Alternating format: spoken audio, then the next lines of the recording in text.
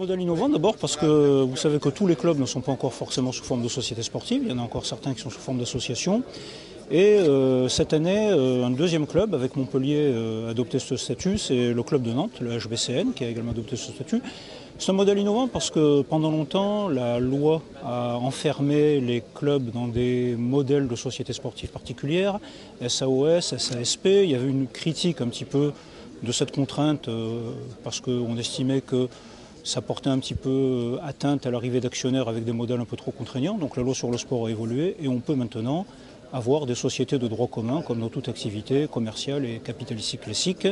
L'avantage de la SAS, c'est qu'elle offre une grosse souplesse de fonctionnement et qu'on est assez maître un petit peu de ses conditions de fonctionnement. Le club a traversé des moments difficiles, on ne va pas refaire l'histoire et tout ce qui s'est passé. Bon, je crois qu'il a prouvé quand même que les fondations étaient solides, qu'il a eu la capacité à toujours continuer, à toujours gagner des titres, même les 2 saisons dernières, ce qui est quand même assez rare dans la pérennité des clubs de haut niveau.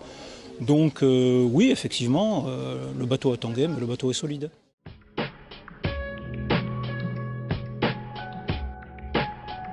Sportivement, on avait déjà réussi à stabiliser l'effectif en prolongeant déjà, vous savez, on parle beaucoup des recrues, mais ce qui est important, c'est de garder ses meilleurs joueurs.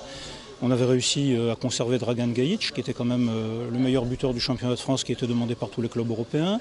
Mathieu Grébille, qui est un jeune international, mais avait déjà avec un statut confirmé, donc ce sont des gens qui ont prolongé. On va essayer de continuer avec Diego Simone, avec tous les joueurs de ce calibre. Et puis, on a fait venir Vénio Lozert comme gardien. C'est quand même un garçon qui a prouvé ses compétences, qui est champion olympique. Borut Makovchek, c'est le meilleur espoir dans sa catégorie d'âge sur la base arrière. Et ces derniers jours, on a pu recruter Balázs Lalouchka qui va apporter une assise défensive importante. Donc on a un groupe de bon niveau, on a des jeunes qui vont arriver. Vous savez que Ludovic Fabregas est champion d'Europe avec l'équipe de France des moins de 18 ans, qu'il a été élu meilleur pivot du tournoi. Donc voilà, on a encore quelques pépites à développer. Et cette année, l'effectif est fait. Vous savez, dans le sport de haut niveau, il faut quasiment figer les budgets au mois d'avril. Et il faut quasiment faire le recrutement en janvier. Donc on va travailler là sur le développement pour essayer d'avancer, d'améliorer encore tout ça la saison prochaine, mais on a déjà un beau groupe et une belle équipe cette année. Le club a toujours eu des ambitions élevées, donc oui, c'est vrai qu'on a toujours gagné un titre au moins par an depuis 1995.